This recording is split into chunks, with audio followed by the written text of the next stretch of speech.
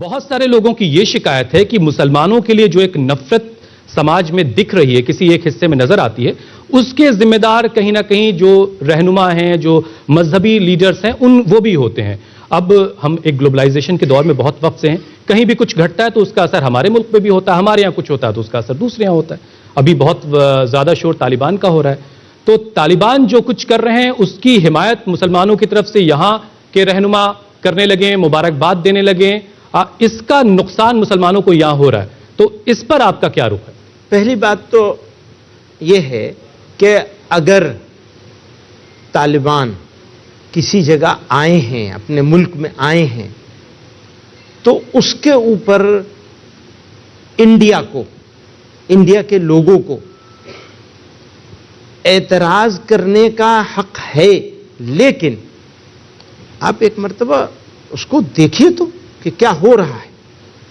आप नहीं देखेंगे, मुसलमानों से सवाल करेंगे कि साहब आप खुश क्यों हो गए? करना पड़ता है ना, जब जमात इस्लामी अपनी वेबसाइट पे कुछ लिख दे, जब देवबंद से आने वाले एक बड़े आलिम ये कह दे कि हम मुबारकबाद पेश करते हैं, तो मुझे सवाल पूछना पड़ता है। आप ये कहिए कि मैं हूं यहां आपके सामने मौजूद है, 200 साल पुरानी ऑर्गेनाइजेशन है जमीयत उलमा है, आपके सामने यहां मौजूद हूं, और मैं आपसे ये कहूं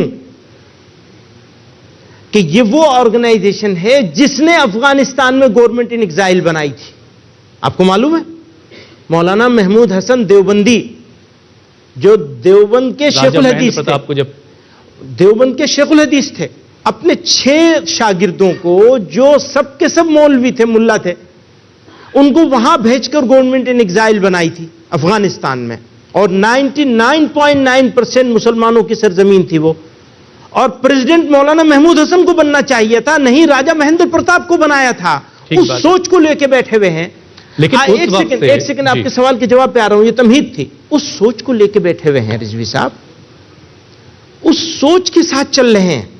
तो हम ये कहते हैं, इस इंडियन सब कॉन्टिनेंट में मेरा मुल्क इंडिया अपने आप को आइसोलेट करने के बजाय लीडिंग रोल प्ले करे।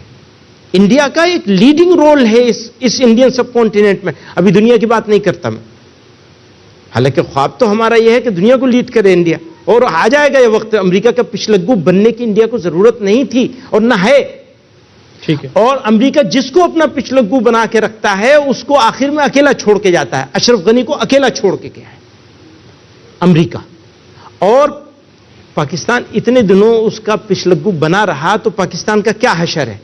ठीक है, तो प्लीज इंडिया को बचाना है। लेकिन बहुत सारे लोग, एक सेकंड, अभी मेरी असली बात तो हुई नहीं है। मैं ये कह रहा हूं, इंडिया को लीडिंग रोल प्ले करना है वर्ल्ड में, दुनिया में। कैसे करेंगे? बाहर होकर करेंगे, अंदर रह के करेंगे? आप अपने पड़ोसियों के साथ या पड़ोसियों के पड़ोसियों के साथ किस रवैये के साथ जिंदगी गुजारेंगे? बेहतर रिश्ते। आप बेहतर रिश्ते, सबसे जरूरी चीज है बेहतर रिश्ते। पाकिस्तान की बात मैं करता ही नहीं, वरना यह फौरन फरमान जारी हो जाएगा कि इन्हें पाकिस्तान भेज दो, हमें पाकिस्तान भेजने की तैयारी शुरू हो जाएगी। बयान आता है तो मैं पाकिस्तान की बात ही नहीं करता। लेकिन भैया, तुम्हारा तो बहुत पुराना रिश्ता है, पाकिस्तान तो तुम्हारा हिस्सा था, अफगानिस्तान तो उससे भी ज्यादा पुराना रिश्ता है। ठीक है। अब बहुत सारे लोग ये इल्जाम लगा रहे हैं कि जब भी तालिबान की बात होती है तो मौलाना महमूद मदनी जो हैं, राजा महेंद्र प्रताप की बात एक पर्देदारी के तौर पर करने लगते हैं। अरे भैया, वो तालिबान के आने से बहुत पहले राजा महेंद्र प्रताप आए थे। ये तो हिस्ट्री आपको सुनानी जरूरी है जी। लेकिन आप जिस मकतबे फिक्र से आते हैं, आप देवबंद से आते हैं, और तालिबान की जो सोच है वो एक ही सोच है, ये बात कही जाती है। अब जरा क्लियर, आप इसको साफ कीजिए, क्लियर कीजिए कि तालिबान की जो सोच है और जो आपकी फिक्र है, क्या वो दोनों एक है या अलहदा है? यही मेरा आपसे सवाल है कि आपसे मुझे बिल्कुल उम्मीद नहीं थी कि आप ये सवाल करेंगे मेरे से। ये आप सवाल मुझे जानते हैं, ये सवाल मुसलमानों से पूछा जा रहा है। वही मैं कह रहा हूं, मुसलमान से पहले ये सवाल पूछा, इतने साल तो मुसलमान से ये सवाल पूछा गया कि तुम हिंदुस्तानी हो या पाकिस्तानी हो। अब वो सवाल पुराना हो गया, तो अब एक नया सवाल आ गया। यह सवाल हो सकता है आपने छोड़ दिया हो कि चलो उसको छोड़ दो, अभी एक नया सवाल खड़ा करो कि तुम तालिबानी हो, तालिबान की तुम्हारी सोच एक है। अच्छा, अगर मैं ये कहूं मेरी और तालिबान की सोच एक है, तो आपको क्या प्रॉब्लम है? आपको प्रॉब्लम नहीं होनी चाहिए, और ये सवाल ही नहीं आना होना। देखिए, आप हो क्या रहा है, आपकी बिरादरी ने, एक मेरी बिरादरी, एक आपकी बिरादरी, آپ کی برادری نے مسلمانوں کو ڈیمورلائز کرنے کے لیے، مسلمانوں کو ڈیمونائز کرنے کے لیے، مسلمانوں کو ذلیل اور رسوا کرنے کے لیے 5-10 سوال آپ نے اکٹھے کر رکھے. سوری، آپ کو نہیں کہہ رہا ہوں، رضوی صاحب ناراض مت ہوئیے گا. آپ کی برادری نے جواب سوال کر دینے بہت آسان ہے. میں ہرگز علمی اعتبار سے اس بات کا جواب دیں. میں ہرگز کسی بھی ایسے آؤٹ فٹ کے ساتھ اپنے آپ کو ایسوسیٹ نہیں کرنا چاہتا ہوں. میرا ایسوسیشن انڈیا کے ساتھ ہے. آپ کو پرابلم، آپ کی برادری کو پرابلم اسلام سے ہے. آپ مجھے اس کا جواب دیجئے کہ آپ کو اسلام سے کیا پرابلم ہے؟ آپ کیوں پریشان ہیں اسلام سے؟ مجھے یہ بتائیے. یہ سوال آپ نے عوام کے بیچ کتنا پہنچایا، اس کا جواب کیسا ہے، اس کا نتیجہ ہمارے سامنے. سر، آپ سے سوال ہے، اسلام سے کیا پرابلم ہے؟ بھئی ہمیں تو کوئی پریشانی نہیں ہے. نہیں ہے نا، پریشان ہے. تو جب اسلام سے پریشانی نہیں ہے تو پھر تو کوئی دقت ہی نہیں ہے. پرابلم تو اسلام ہے نا. آپ نے اسلام کو، اس ملک میں موجود اسلام کو اپنے لیے پرابلم سمجھ لیا. چلیے اس کو تھوڑا اور آسان کرتے ہیں. نہیں، میں اس کو طالبان جو بات کہہ رہا ہے کہ بچے اور بچیاں، بیٹے اور بیٹیاں ساتھ میں نہیں پڑھ سکتے، وہی بات آپ کے چچا کہہ رہے ہیں. تو بڑا لوگ جو ہیں ایک طرح سے ملا لیتے ہیں کہ بھئی جو وہ فکر ہے وہی فکر یہاں پر ہے. اب آج کے وقت میں بیٹے اور بیٹیاں ایک ساتھ نہیں پڑھ سکتے، لڑکے لڑکیاں کو ایڈ میں نہیں پڑھ سکتے. اس بات کی کیا کوئی اسلامی حیثیت ہے اس کی؟ بات دیکھیے، بات اب آپ اسلام پر لے آئے ہیں اور میں وہی بات آپ سے کہنا چاہتا ہوں کہ پرابلم کیا ہے آپ کو.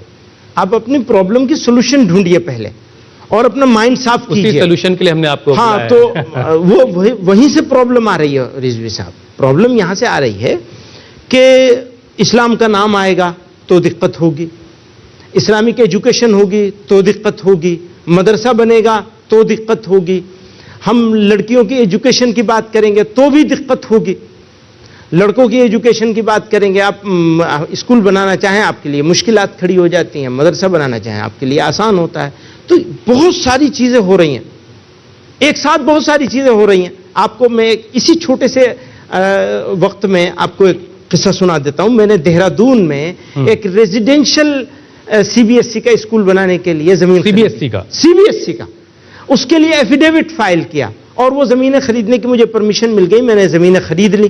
اس کے بعد اس کے خلاف لوگ کہاں کہاں گئے اور وہاں سے 11 کلومیٹر دور، آپ لوگوں کو یقین نہیں آئے گا، وہاں سے 11 کلومیٹر دور ہے انڈین ملٹری اکیڈمی. رپورٹ میں یہ کہا گیا کہ انڈین ملٹری اکیڈمی پر اٹیک ہونے کا خطرہ ہے.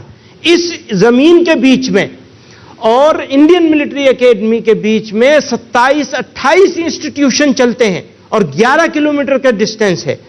اور انڈین ملٹری اکیڈمی کو CBSE کا اسکول کیونکہ مسلمان بنا رہے تھے، جمعیت بنا رہی تھی، تو خطرہ ہو گیا تھا. آپ کو معلوم ہے اس کو 20 سال میں نے کیس لڑا ہے، کیس میں نے جیتا ہے. اسکول میں کیا فرق؟ کیس میں نے جیتا ہے. وہ اس کے باوجود مجھے آخر میں وہاں سے بند کرنا پڑا اور زمین کو سیل کرنا پڑا. نہیں بنا سکتے. روزانہ مدرسوں کو گالیاں دی جاتی ہیں، مدرسے اور اسکول میں کیا فرق ہے؟ یہی تو میرے بات، یہ ایک الگ بات ہے. تو دونوں کا کریکولم الگ ہے، اس وجہ سے اس کو کہا جاتا ہے، ورنہ تو مدرسے کا مطلب تو اسکول ہی ہے. اگر آپ ورڈز کی بات کریں گے تو میننگ اسکول ہی ہے اس کے، مدرسے کے. جو مدرسہ وہی اسکول. اور ہم لوگ 3000 سے زیادہ پرائمری اسکولز چلاتے ہیں مدرسوں کے ساتھ. ابھی ہم نے